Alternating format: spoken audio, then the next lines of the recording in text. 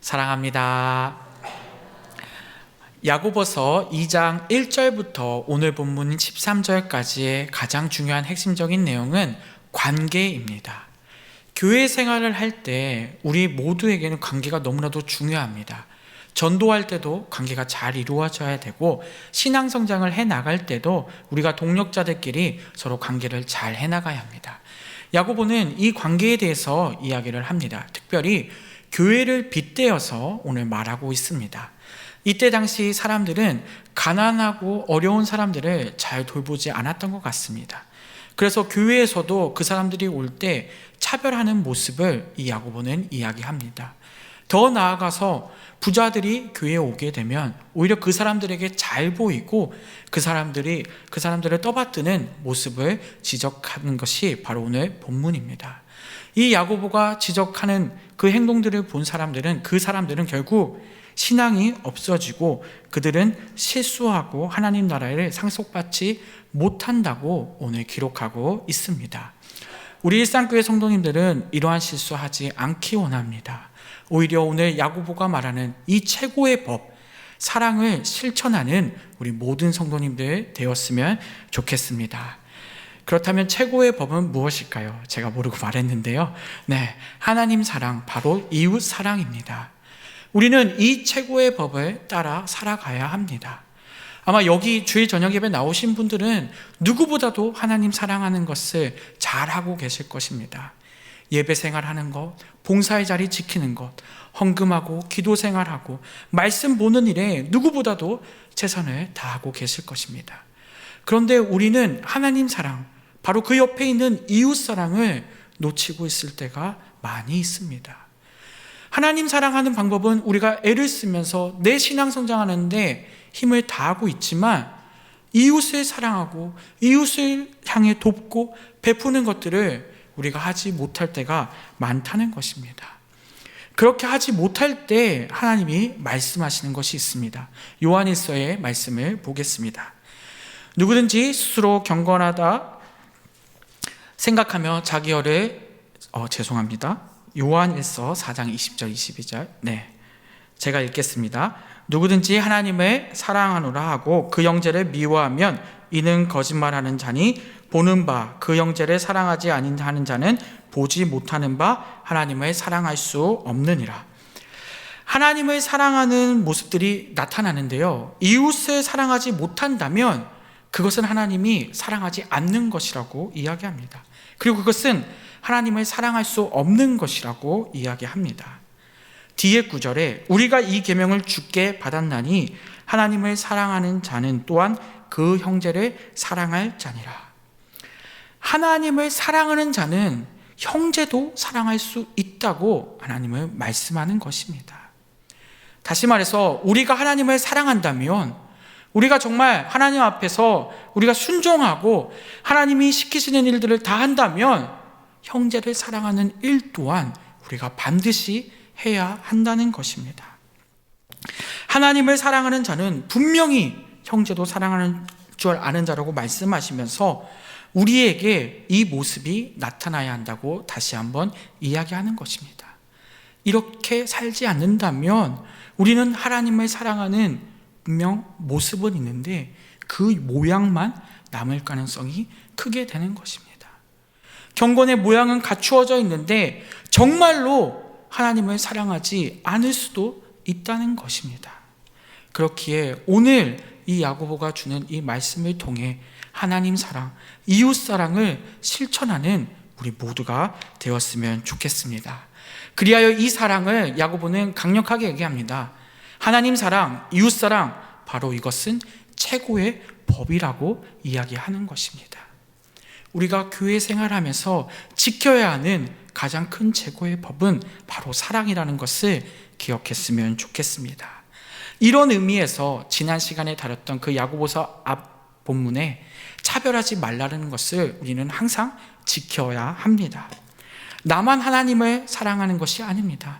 분명 하나님은 나를 사랑하시지만 옆에 있는 우리 동력자들도 하나님이 사랑하신다는 것입니다. 그런데 우리는 때로 차별할 때가 있습니다. 내 생각, 상황들, 또 나에게 갖춰져 있는 것들 때문에 우리는 사람들을 판단하고 차별할 때가 있다는 것입니다. 빌립보서 2장 3절에 아무 일에든지 다툼이나 허영으로 하지 말고 오직 겸손한 마음으로 각각 자기보다 남을 낮게 여기고라고 되어 있습니다. 오늘 낮예배 때 담임 목사님을 통해 사랑을 하기 위해선 우리가 겸손해야 한다고 또 배웠습니다. 사랑을 하기 위해선 우리에게 필요한 것이 있습니다. 바로 그것은 올해 주제인 겸손입니다. 이것은 예수 그리스도의 마음입니다. 온유하고 겸손한 마음, 남을 위해 나를 희생할 수 있는 마음, 바로 그것이 우리에게 있어야 한다는 것입니다. 예수님은 우리를 위해 희생하셨고 그 희생하는 마음이 있었습니다. 그렇기에 우리는 예수님을 닮아 이 겸손의 마음을 갖추려고 노력하는 우리가 되었으면 좋겠습니다. 그러한 겸손의 마음을 갖췄을 때 우리는 남을 깎아내리는 것이 아니라 그 사람을 더욱더 높이고 그 사람을 더욱더 하나님의 은혜 가운데 바라볼 수 있게 된다는 것입니다. 우리가 이 겸손의 마음을 닮아 긍휼의 마음을 갖추어 살아가는 우리 모두가 되기를 바랍니다. 그런데도 우리는 또 모르게 차별할 때가 있습니다. 저 역시 마찬가지입니다. 내가 살아온 가치관과 또 생활 수준을 따라 나도 모르게 사람들을 생각으로 판단합니다. 차별합니다. 이것은 어느 누구나 피해갈 수 없습니다. 세상에서 우리가 보는 매체들이나 이런 것들을 통해 나도 모르게 판단할 때가 있다는 것입니다. 이것을 매우 우리는 조심해야 합니다. 예수님께서는 과부와 과를 불쌍히 여기셨습니다. 긍휼히 여기셨습니다. 그런데 절대 차별하지 않으셨습니다. 오히려 하나님의 딸로 내 사랑하는 자녀로 보시고 그들에게 더욱더 사랑을 주시고 그들을 위해 많은 자들을 붙여 주신 것입니다. 우리는 이 사실을 기억하며 하나님의 마음을 따라 겸손의 마음으로 긍휼의 마음으로 이웃사랑을 실천하는 우리가 되었으면 좋겠습니다. 저는 예전에 섬기던 교회가 지금 우리 나눔 기간이 섬기고 있는 살로메 집 근처였습니다. 그래서 그 교회는 살로메 집 성도님들이 많이 출석하셨습니다. 아마 실제로 보지 못하신 분들도 계실 텐데요. 이 살로메 집 성도님들이 교회에서 처음 배웠을 때 저는 좀 어려웠습니다. 불편한 분들도 몸이 불편하신 분도 많았고요. 또 말이 잘 통하지도 않는 분들이 많았습니다. 그리고 그들을 위해서 제가 목욕 봉사를 계속 다녔는데 그때마다 너무 힘들었습니다. 안 해보신 분들은 모르실 것입니다. 정말 힘듭니다. 이 목욕 봉사를 하는데 자꾸 좋은 생각으로 해야 되는데 자꾸 나쁜 생각이 듭니다. 저도 모르게 그분들을 차별하기 시작한 겁니다. 하지만 시간이 지나면서 감사하게도 이것이 깨어지는 순간이 있었고 저에게는 오히려 하나님이 나를 사랑하는 것 같이 이분들을 사랑하신다는 그 마음을 느끼게 해주셔서 저는 어느 순간부터 그분들과 사랑을 나누고 오히려 그분들에게 위로를 받았던 기억이 있습니다. 그 연을 바탕으로 지금까지 저는 아주 조금인데 후원을 하고 있습니다. 근데 더 놀라운 사실은 그 교회를 지나고 나온 교회도 살로메 집을 또 후원하더라고요. 또 여기도 우리 일상교회도 살로메 집을 후원합니다. 하나님이 절대 저를 후원을 끊을 수 없게 계속 이어가시게 하시는 것 같습니다. 이것들을 통해서 저는 정말 조그마한 금액이지만 정말 하나님이 기뻐하시겠다는 것을 깨닫게 됩니다. 그리고 저는 이 일을 우리 일상교회가 하고 있는 것이 너무나도 기쁩니다. 이 일에 우리가 끝까지 최선을 다하고 나누며 섬기는 일에 최선을 다했으면 좋겠습니다. 특별히 최근에 선교와 나눔의 주일을 통해 우리 많은 성도님들이 또 헌신하고 다짐하고 기도했습니다. 이 일이야말로 우리가 해야 하는 일입니다. 작지만 미약해 보이지만 이웃사랑을 위해 내가 다짐하고 기도하고 섬길 줄 아는 마음이 우리에게 있어야 한다는 것입니다. 오늘 중등부 고등부 단기봉사팀이 오후 2시 반에 이곳에서 출발했습니다. 지금 이제 비행기를 탈 텐데요.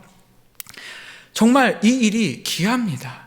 그 아이들이 그 어려운 환경에 가서 하나님의 복음을 전하고 또 같이 뛰놀며 하나님의 복음을 선포합니다. 이 일을 위해서 계속 기도해 주시기 바랍니다. 제가 이제 라오스도 얼마 남지 않았는데요. 캄보디아와 라오스를 좀 찾아봤습니다. 찾아봤더니 GDP, 이 국내 총생산이 두 나라 다 약 한 200억 달러 정도의 수준이라고 합니다. 우리나라는 얼마일까요? 18,000억 달러입니다. 18,000억 달러. 수준 차이가 말도 안 됩니다. 그만큼 못 산다는 것입니다. 이 가난한 두 나라에 지금 제인내 선교사님, 노진내 선교사님이 가서 선교를 하고 계십니다. 그들이 정말 그것을 알고 갔을까요? 저는 아마 잘 모르고 갔을 거라고 생각합니다. 가보니까 너무 가난합니다. 너무 어렵습니다. 우리나라 정말 어려웠던 시절과 거의 흡사합니다. 그런데 그 가운데서도 그들은 복음을 전하고 하나님의 뜻을 위해서, 이웃사랑하기 위해서 그곳에 간 것입니다. 그리고 또 우리가 그곳에 가게 될 것입니다. 우리가 그들을 기이 여기기 때문에 또 우리가 그곳에 가서 섬길 텐데요. 이 일을 위해서 계속 기도해 주시면 감사할 것 같습니다. 그리고 이번에 참여하지 못하는 분들은 꼭 다음 기회에 참여해 주시면 감사하겠습니다. 그 가난한 사람들 위해 언어도 다르고 문화도 다르지만 선교합니다. 왜 할까요? 정말 하나님 사랑, 그 이웃 사랑 바라보며 주님 주신 소명 감당하기 위해 그 자리로 간 것입니다. 그렇게 우리는 이 일을 위해서 더욱더 기도하고 사랑을 실천한 일에 돕는 우리 모든 일상교회 성도님들 되었으면 좋겠습니다. 본문 9절을 보겠습니다. 만일 너희가 사람을 차별하여 대하면 죄를 짓는 것이니 율법이 너희로 범법자로 정죄하리라. 앞선 4절에 보면 서로 차별하는 것이 악한 생각이라고까지 말하고 있습니다. 차별한다는 것은 결국 편견을 가지고 그 생각을 갖고 있다는 것은 우리가 죄를 짓고 있는다는 것입니다. 그런데 우리는 이 사실을 살아가면서 잘 모릅니다. 왜냐하면 생각으로 짓는 죄를 죄라고 생각하지 않을 때가 많기 때문입니다. 우리는 나도 모르게 사람들을 차별하는 생각, 판단하는 생각을 지니고 있는데 그것이 바로 죄라고 이야기하고 있는 것입니다. 실제로 우리가 이 생각을 하고 있다면 우리는 조심해야 합니다. 하나님을 사랑한다고 말하면서 하나님을 사랑하는 모습들을 우리는 많이 보여주지만 내 생각으로 내 형제들, 내 자매들을 차별하고 있다면 그것은 최고의 법, 사랑을 지키지 않는다는 것입니다. 그래서 우리는 늘 주의해야 합니다. 이웃을 사랑할 수 있는 기회가 내게 주어진다면 망설이지 말고 그 일에 뛰어드는 우리가 되었으면 좋겠습니다. 물론 그 일에 대해서 판단도 필요하고 또 주의를 살펴야 하지만 내가 그렇게 함으로 혹시나 이웃을 차별하고 있지는 않은지도 우리는 살펴봐야 합니다. 10절 12절에 이 율법의 중요성을 더욱더 강조합니다. 십계명을 이야기하는데요. 유대인들은 율법을 잘 지키는 것처럼 보였지만 결국 외식하는 모습을 보였고 겉모습만 번지르하게 살았습니다. 사실 그것이 더 중요한 것이 아니라는 것을 하나님이 10절 12절을 통해 말씀하시는 것입니다. 그래서 그 십계명 중에 너가 하나라도 범죄했다면 죄를 지은 것과 다른 죄를 지은 것과 동일하다고 오늘 이야기하고 계십니다. 그리고 11절에서 십계명을 언급하시면서 10절에 말한 것을 더 강조합니다. 살인이나 간음죄가 훨씬 커 보이지만 실제로는 이웃을 사랑하지 않고 다른 사람들을 모욕하는 행위 역시 이와 같다고까지 말씀하십니다. 그래서 야고보는 이 사람을 차별하는 것이 엄청 큰 죄라는 것을 다시 한번 이야기하고 있는 것입니다. 그리고 13절에 보니까 더 무섭게 이야기합니다. 13절에 긍휼하지 않는 자에게는 긍휼 없는 심판이 있게 된다고 말씀하십니다. 하나님은 우리를 긍휼히 여기십니다. 우리를 긍휼히 여기셔서 우리의 죄를 씻겨주시고 값없이 은혜 주셔서 우리에게 하나님 나라를 허락하셨습니다. 그 사랑에 감사하며 우리 역시 긍휼을 베푸며 긍휼을 베푸는 우리가 되기를 바랍니다. 긍휼을 베푸는 사람은 긍휼을 얻게 된다고 말씀하시는데요. 우리가 잘 알고 있는 산상수훈 마태복음 5장 7절 제가 읽겠습니다. 긍휼히 여기는 자는 복이 있나니 그들이 긍휼을 여김을 받을 것이요.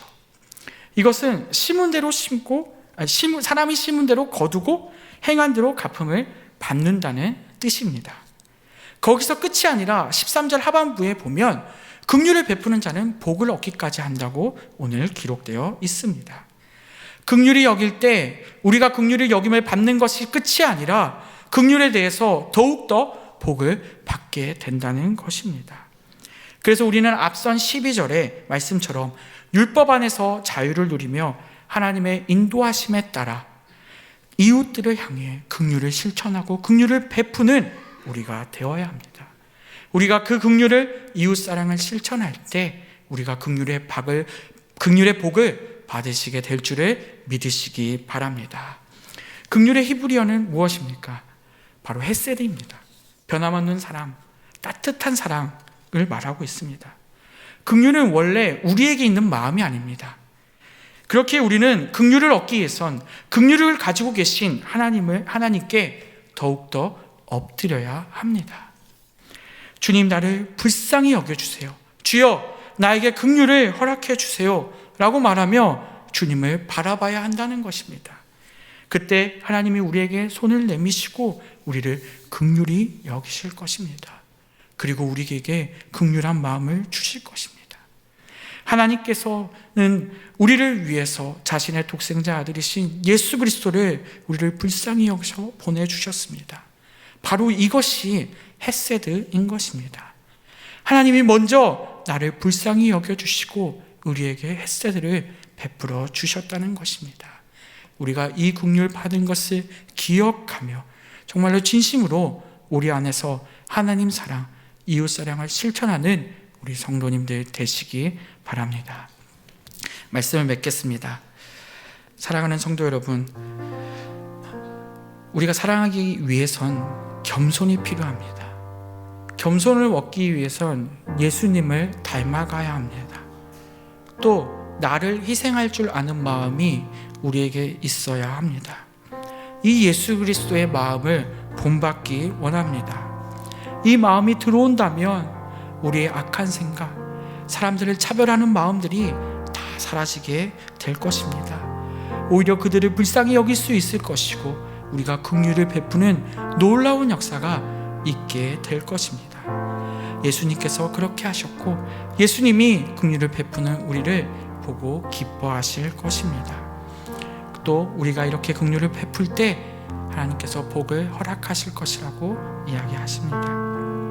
이 말씀에 순종하여 하나님 사랑하듯 이웃을 사랑하고 긍휼히 여길 사람에 대해 긍휼을 베푸는 우리 모든 성도님들 되었으면 좋겠습니다.